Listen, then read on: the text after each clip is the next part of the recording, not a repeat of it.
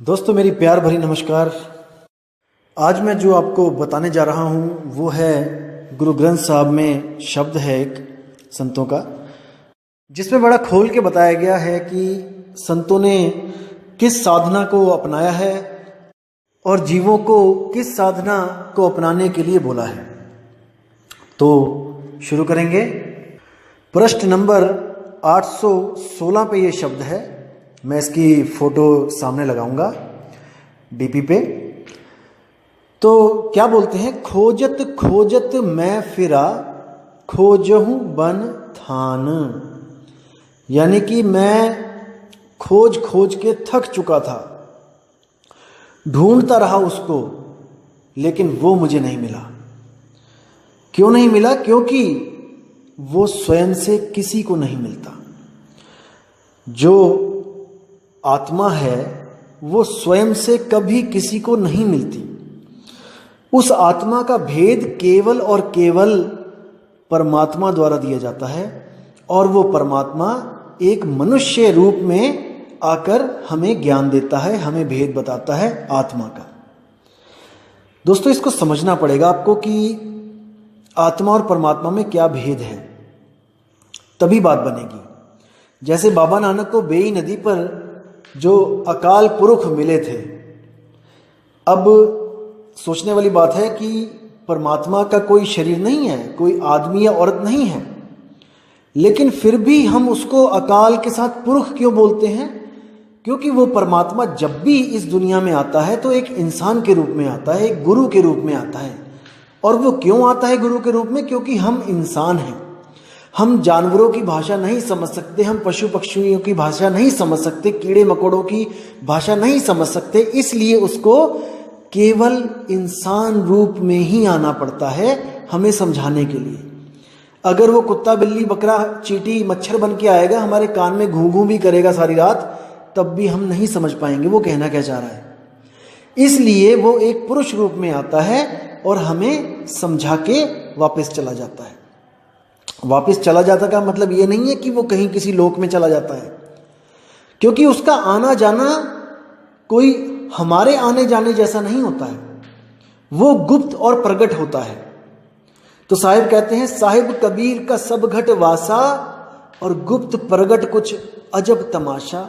जहां संत प्रगट तहां भय हूं और जहां असंत गुप्त वहां रहे हूं।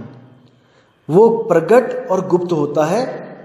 आना जाना तो बोलने की भाषा में हम कह देते हैं कि वो आए और वो चले गए। तो क्या कहते हैं वो आगे, अछल अच्छेद अपेद प्रभ ऐसे भगवान। यानी कि अछल, जिसको कोई छल नहीं सकता। जैसे आप देखोगे कि कई कहानियां भी बनी हुई हैं, जैसे श्री राम जी को सीता को उठा के ले गए, उनको छल लिया, या और भी कई ऐसी ऐसी कहानियां बनी हुई हैं जिसमें भगवानों को ही छला जा रहा है। जैसे शंकर जी की भस्मासुर ने तपस्या करी और वो उसी के पीछे दौड़ने लगे उसको मारने के लिए, यानी कि छले गए, भगवान भी छले गए। लेकिन ये जो परमात्मा है ये छला नहीं जा सकता। अछल अच्छेद अपेद, यानी कि जिसको छेदा भी नहीं जा सकता, और अपेद यानी कि उसमें और हम में कोई भेद भी नहीं है। कितनी प्यारी कितनी सुंदर बात लिखी है कि वो अपेद है, हम में और उसमें कोई फर्क नहीं है, हम और वो एक से ही हैं। प्रभ ऐसे भगवान को मैं ढूंढ रहा हूं। कहां पे? खोजत खोजत फिरा खोजऊं बन थान। अब आगे क्या बोलते हैं, कब देखूं प्रभ आप ना आत्म के रंग। यानी कि हे प्रभु, हे मेरे मालिक, मैं कब अपनी आत्मा के रंग को देखूंगा। अब देखो बोलने में आ रहा है कि आत्मा के रंग को, इसका मतलब ये नहीं है कि आत्मा कोई रंग बिरंगी है, काली है, पीली है, हरी है। अब जो अज्ञानी मूर्ख जो मूढ़ बंदे होते हैं वो शब्दों को पकड़ते हैं, भावों को नहीं पकड़ते हैं। वो आपको दिखाएंगे, देखो ये आत्मा के रंग की बात कर रहा है, ये जरूर तत्वों की बात कर रहा है। मतलब ऐसे ऐसे मूर्ख भी पड़े हैं इस दुनिया में, पर आपने उन पे ध्यान नहीं देना है। आप अपना परख करो और वाणी को समझो। अब क्या कहते हैं, कब देखूं प्रभु आपना आत्म के रंग, कि हे मेरे मालिक मुझे कब आत्म ज्ञान प्राप्त होगा, कब प्राप्त होगा? जागत ते सुपना भला बसिए प्रभ संग। तो कहते हैं कि अगर मुझे सपने में भी आत्मज्ञान हो जाए तो वो सपना इस जीवन से 1000 लाख करोड़ गुना अच्छा है। यानी कि मैं दोबारा जागृत अवस्था में नहीं आना चाहता, मैं इस दुनिया में नहीं आना चाहता। अगर मुझे सपने में भी भगवान मिल जाए तो, सपने में भी आत्मज्ञान हो जाए तो। और कुछ लोग कहते हैं कि इस दुनिया में कभी किसी को आत्मज्ञान ही नहीं हुआ है, संत लोग तो आत्मा के आसपास भी नहीं फटके हैं। देखो, संतों की महिमा संत ही जान सकते हैं, असंत नहीं जान सकते हैं। पहली बात बता दूं मैं, संतों के लेवल की जो बातें हैं वो कोई संत वाला, संत बुद्धि होगा ना, वही जानेगा।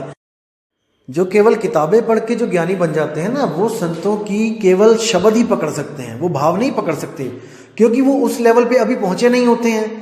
अगर वो उस लेवल पे पहुंच जाए तो उनको एक एक शब्द समझ में आ जाएगा कि संत कहना क्या चाहता है।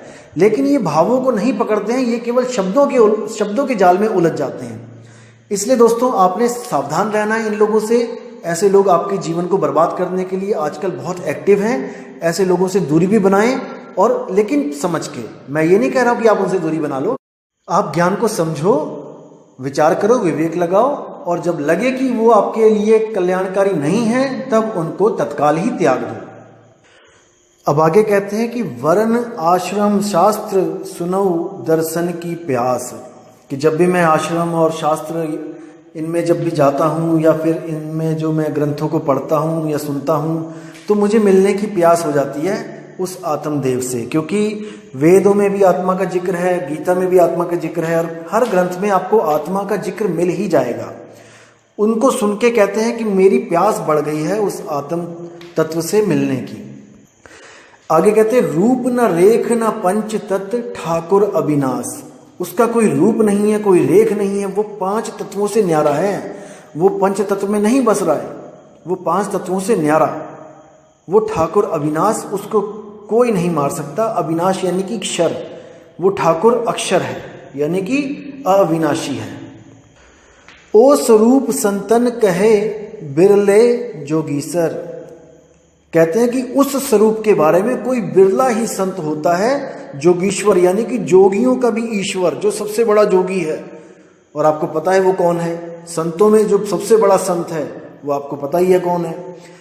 तो कहते हैं कर कृपा जाको मिले तन तन ते ईसर, यानी कि जिस पे कृपा वो कर दे उसको वो जाके मिलता है, उसको स्वयं जाकर मिलता है और उसको आत्मा का भेद देता है, रहस्य देता है। अब क्या देखो, अब क्या बोल रहे हैं कि सो अंतर सो बाहर है, बिन से तह परमा। देखो, बहुत गहरा विचार है इसमें, लेकिन इसको समझोगे तो बड़े प्यार से समझ में आएगा। कह रहे हैं कि सो अंतर सो बाहर है, कि मैं आज तक जो बाहर ढूंढ रहा था और जो अंदर ढूंढ रहा था। देखो, इस दुनिया में 2 तरह के लोग हैं। एक तो परमात्मा को शरीर के बाहर ढूंढते हैं, और एक परमात्मा को शरीर के अंदर ढूंढते हैं। 2 तरह के लोग मिलेंगे आपको। एक कहेंगे कि नहीं, मेरे साथ चलो, बद्रीनाथ चलो, केदारनाथ चलो, कहाँ चलो, वहाँ चलो, पहाड़ों पे चलो, वहाँ पे दर्शन करके आते हैं। एक तो ये लोग हो जाते हैं। और एक कहते हैं कि नहीं भाई, बाहर नहीं है परमात्मा, वो आत्मा तत्व, परमात्मा तत्व वो हमारे अंदर है। तो वो अंदर की भक्ति करने लग जाते हैं, और सच्चा गुरु, भेदी गुरु ना मिलने के कारण इन चक्रों की साधना करने लग जाते हैं। अपने अंदर त्रिकुटी में साधना करने लग जाते हैं, सहस्रार तक पहुंच जाते हैं। तो कई साधना करते हैं, लेकिन उनको वो चीज नहीं मिलती वहां पे। तो ना तो वो बाहर है और ना वो अंदर है, लेकिन उसकी शक्ति से बाहर का भी सब कुछ चल रहा है और अंदर का भी सब कुछ चल रहा है। अब इसको क्या बोल रहे हैं? सो अंतर सो बाहर है, यानी कि वो अंदर है या बाहर है, इस भ्रम को खत्म कर दिया गया है। बिन से तह परमा, इस भ्रम को उसने खत्म कर दिया है कि वो अंदर है कि वो बाहर है। वो ना अंदर है ना बाहर है, वो अपने ठिकाने पे है, वो अपने स्थान पे है। जैसे बोला कि एक कहो तो हूं नहीं, 2 कहूं तो गाली, यानी एक भी नहीं है 2 भी नहीं है। तो भाई, एक भी नहीं 2 भी नहीं है, तो बताओ मुझे कि क्या है? ऐसा कोई बोल ही नहीं सकता कि वो 1 और 2 के बिना कोई तीसरी चीज बताओ। 1 और 2 के बिना तो शून्य है, केवल 0 बोल सकते हो आप। अगर वो एक भी नहीं है और दो भी नहीं है, एक और दो के अलावा मुझे बताओ तो सही, वो क्या है, वो कैसा है। नहीं बता सकता कोई इसको, लेकिन भ्रमित करने में लगे हैं सब। असल में क्या दिक्कत है कि कोई समझना नहीं चाहता, सब समझाना चाहते हैं, बात ये है। तो कहते हैं कि सो अंतर सो बाहर है, कि यानी कि वो बाहर है या वो अंदर है, बिन से तह परमा, ये भरम मेरा निकल गया। मेरे दिमाग से मेरे गुरु ने ये भरम निकाल दिया। अब उसने मुझे क्या बताया, है जैसा तैसा कहूं कहें कबीर विचार, वो जैसा है मुझे वैसा ही बता दिया गया। इसी तरह वो जहां पे है मुझे वहां का ज्ञान दे दिया गया।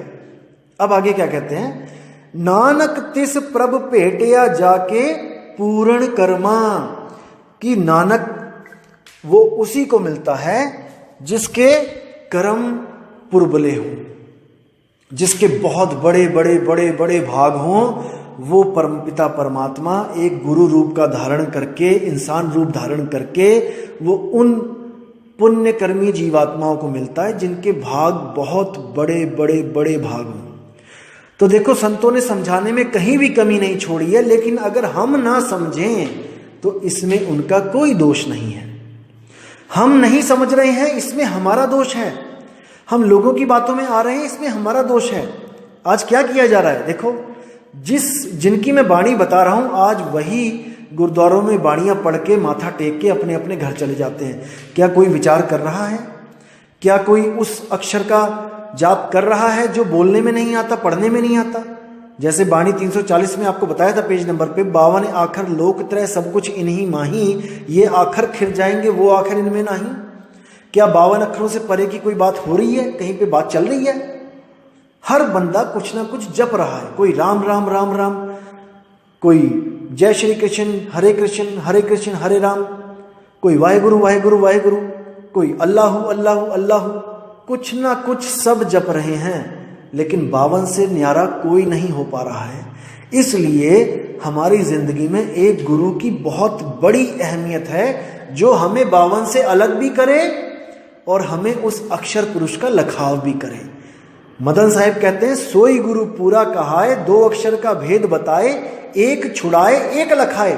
अब एक ज्ञानी भाई है कोई, वो वीडियो में मैंने सुनी थी, वो बोल रहा था कि गुरु कौन होता है जो एक छुड़ाए, वो केवल छुड़ा सकता है, लखा नहीं सकता। लखाएगी कौन? आपकी आत्मा स्वयं। नहीं भाई, ऐसा नहीं है। जो छुड़ा सकता है वो लखा भी सकता है, लेकिन सामर्थ्यवान गुरु होना चाहिए, पूर्ण गुरु होना चाहिए। अधूरा गुरु अधूरे ही काम करेगा। जो आपको छुड़वा दे और लखा ना पाए वो अधूरा है, क्योंकि वाणी कहती है, सोई गुरु पूरा कहाए, 2 अक्षर का भेद बताए, एक छुड़ाए एक लखाए, तब प्राणी निज घर को जाए। तो इन बातों को समझना है, विवेक लगाना है। और कई ज्ञानी लोग आपको कहेंगे कि विवेक की दुहाई देते रहते हैं हम लोग, ऐसा भी बोलेंगे। तो भाई, बिना विवेक तो आप लुटोगे। आप कहीं भी कोई सामान लेने जाते हो, याद रखना दोस्तों, आप अपना विवेक साथ लेके जाते हो। आप जो परख करते हो, वहां पे आप अगर गोभी लेने भी जा रहे हो, तब भी आप देखोगे कि गोभी का रंग कैसा है, कहीं कीड़े तो नहीं पड़े हैं, कहीं बासी तो नहीं है।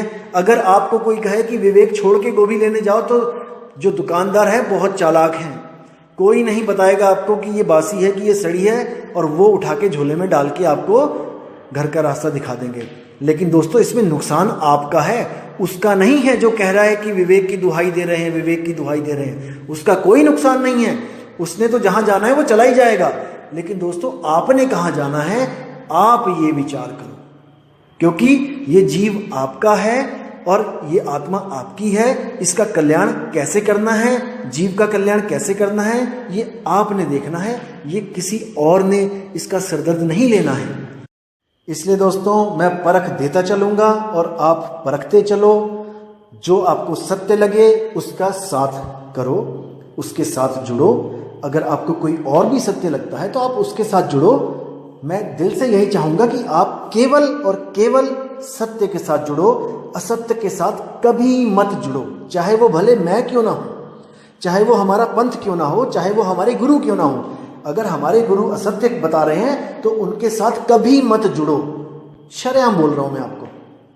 तो ठीक है दोस्तों, इसी के साथ मैं विदा चाहूंगा। आप ऐसे ही विवेक लगाते रहें, बाणियां सुनते रहें। और परख करते रहें और अपने आत्मा का कल्याण करें। जय गुरु बंदी छोड़ मदन साहिब, जय गुरु बंदी छोड़ वैराग साहिब, जय जय गुरु बंदी छोड़ सतगुरु कबीर साहिब, साहिब बंदगी सतनाम।